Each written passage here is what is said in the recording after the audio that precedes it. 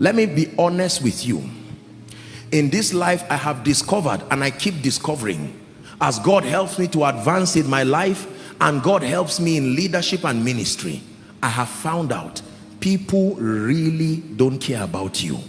This is a very painful revelation. It takes a long time usually for people. People don't care about you at all. They are passionately obsessed with making a meaning out of their own lives. So whatever will make them leave their own affairs and zoom their attention to you has to be divine.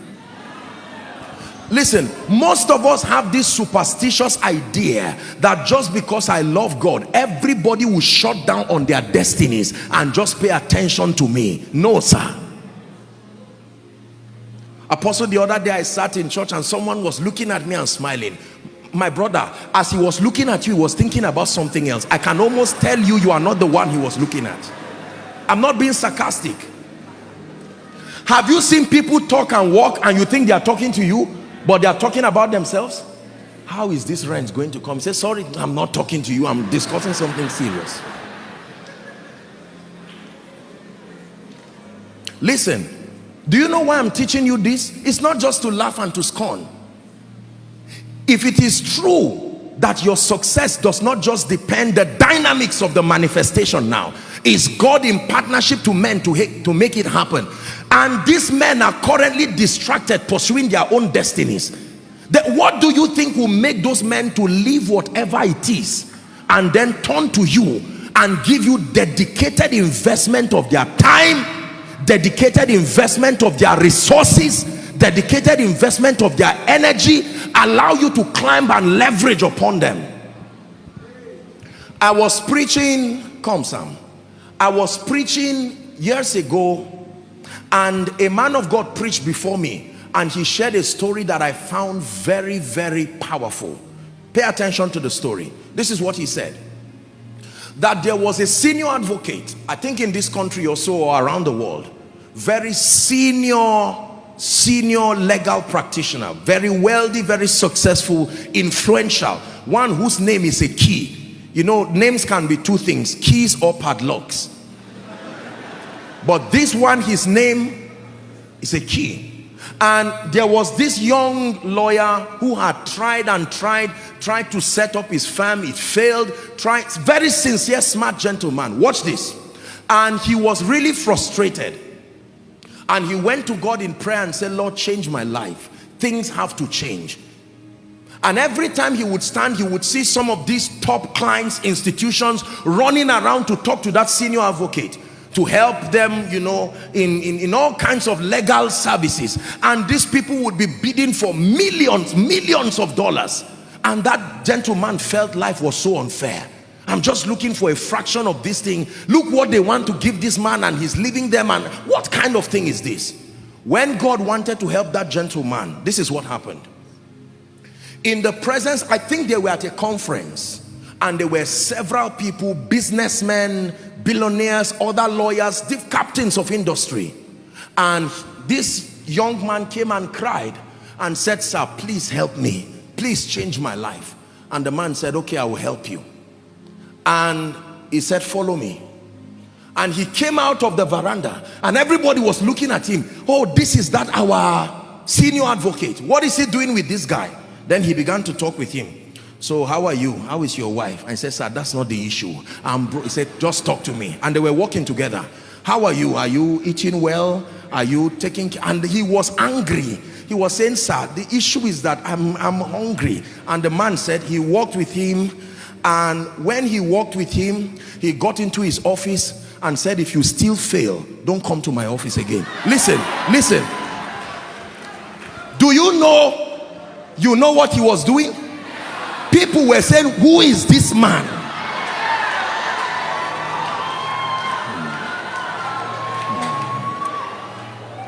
Please sit down. Sit down and learn. You are in the house of God.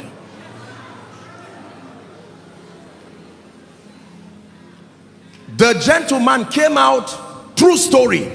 He was about to look for a bike to go home, and someone stopped him and said, sorry, I saw you with this man.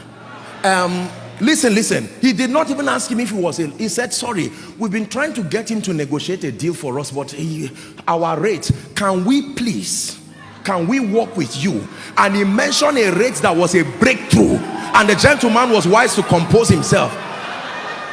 Listen, true story.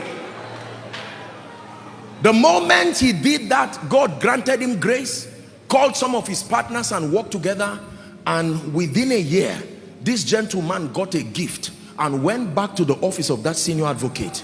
He knelt down and said, thank you for changing my life. Then the senior advocate asked him, he said, do you know what happened to you? That's what I'm interested in. Keep your gift. You have to study what happened to you so that you will use it on others too. Favor is when an individual invests his credibility on you.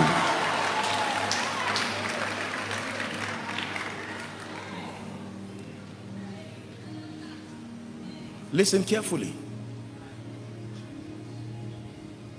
Who likes you in this kingdom matters.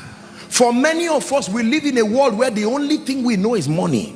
Once money is not in front of you, you don't care about any other thing again. If they keep money and they keep men, you will carry money and it will finish and you will go back to square one.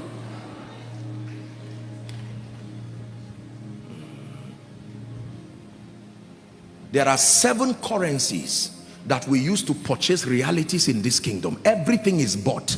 There are 7 currencies. The least of them is money. I pray for you, Koinonia, from the depth of my heart. May you never be so poor that the only thing you have is money.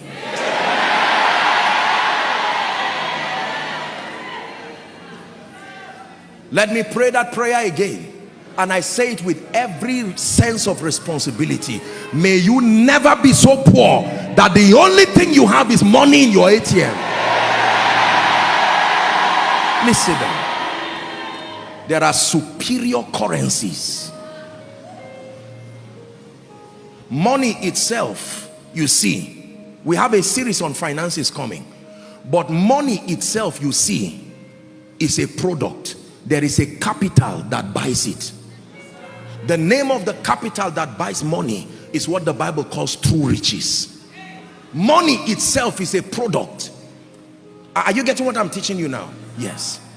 If I want to buy this Bible, come, lift this up. If you want to buy this Bible, will you be offended if I bring out money just to use? Okay, watch this. Please watch this.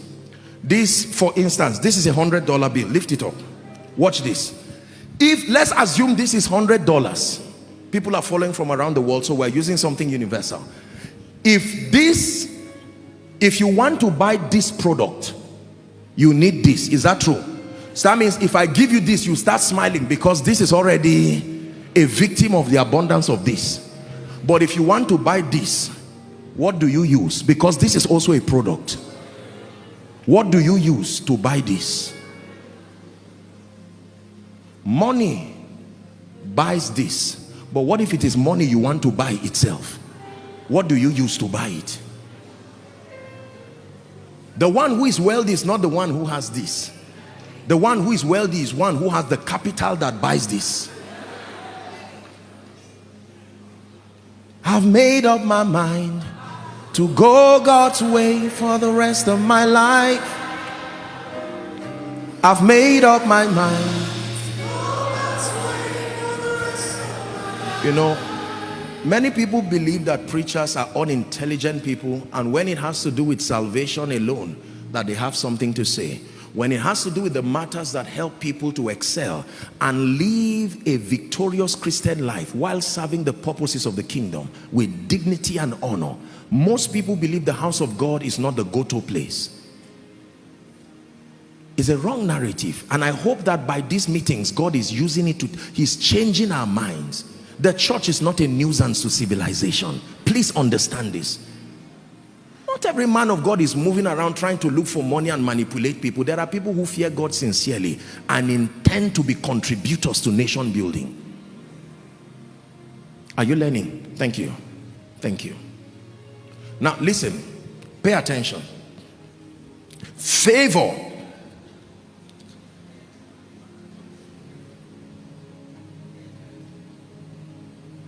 One person, write this down please.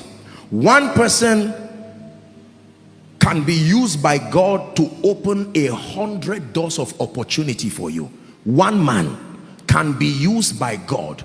Remember, God has to be in the equation. One man can be used by God to open more than 100 doors of opportunity for you.